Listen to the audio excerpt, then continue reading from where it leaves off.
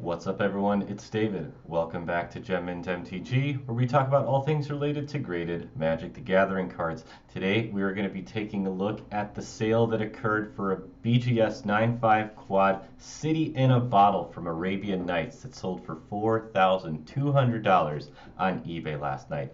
Going to take a look at the auction a little more in depth, look at the bidders, look at the bidding history, look at the population of this card, do some math on the card, and overall evaluate the sale and see how it stacks up to other graded sales in the graded Magic marketplace. Stay tuned. Let's get into this. So here's the listing. You can see this card sold for $4,200. There were 38 bids, 8 different bidders that bid in this. We'll take a look at the bidding history in a little bit. And let's just take a look at the description on this. I got a kick out of this. Own a piece of history. Own one of the most coveted cards in all of Magic. Change your life by taking home the one, the only, City in a Bottle. It's an incredible achievement to find any Arabian Nights card in such a high and coveted grade. Very true. These cards are not very common to find. They don't come up for sale very often, and when they do, this is what happens. So let's take a look at the population report. I downloaded the population report for all Arabian Nights cards. You can see them here sorted from largest to smallest population. You can see City in a Bottle here. There's 283 graded copies. Of those 283, 65 are graded 9.5, and there is 110. But let's take a look at those 9.5s in particular, because this is a quad 9.5, which makes it special. That means, for anyone who doesn't know, that means that all 4 of the subgrades on this card are 9.5 or higher. That means it's a quad 9.5. Any grade above that would make it a 9.5 quad plus or plus plus if it had 2 10 subgrades, but that's how it works. So let's take a look at these, the different 9.5s that exist. You can see I sorted these so that you can see there's about 15 or so 9.5 quads that exist. There's 15 altogether, and then there are 7 that exist in a 9.5 quad plus or plus plus. So this was basically one of the top 15 graded cities in a bottle in the world. Out of the 283 that exist, this was one of the top 15. So you're basically looking at one of the highest graded cities in a bottle in the world. Now this card, let's take a look at the bidding history on this card. Let's see how this auction got to this incredible price. I downloaded the bidding history here, and you can see that the bidding starts off with AE. I gave each of these people nicknames here. So AE from the gate, he's the first bidder with $500 bid, and then various other bidders come in on that first day. It gets bid all the way up to $2,200. AE was the first bid on the first day. AE was the last bid on the first day. This is a person who really wants this card. And that next day, AE goes at it with a few more people, some new names to the list here, and the price gets all the way up to $3,500. AE is the person in the top spot once again.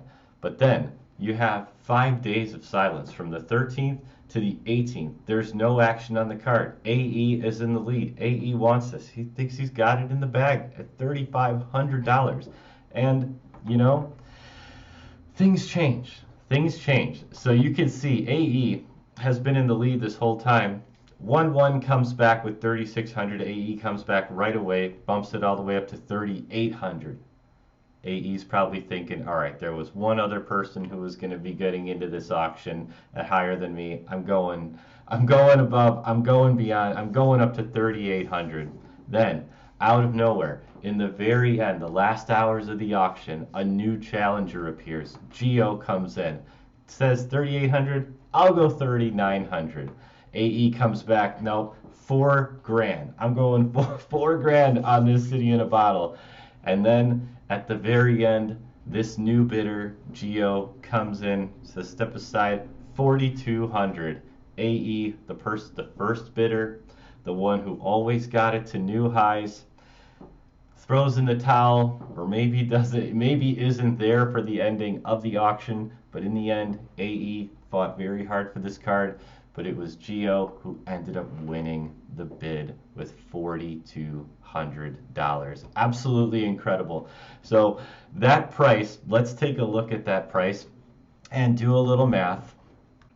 If you look at what's available on the market for a near mint city in a bottle, it's roughly an average of $550. It sells for $500 to $600 depending on what retailer you use, but it's an average of about $550. Make an adjustment for the grading fee, and you can see with the grading fee, you're looking at roughly $600 to grade a near mint city in a bottle. That means at $4,200, this was a 7 times multiple. Someone paid 7 times the price of the near mint card for this 9.5 quad city in a bottle. I think it's absolutely incredible, and it's a testament to a couple things. Quads are a factor. When you have those 9.5 quad subgrades, it is a factor. And also, the population of the card is a factor. There are just not a lot of these on the market, and there is a market for them. There are multiple people. You had 8 different people bidding thousands of dollars for this card.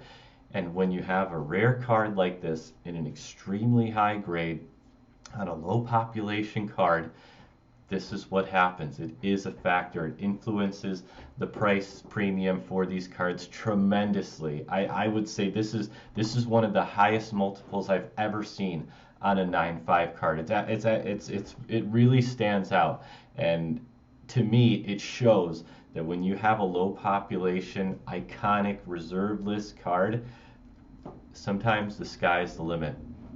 And Geo and AE are 2 people who were willing to go at it for this card.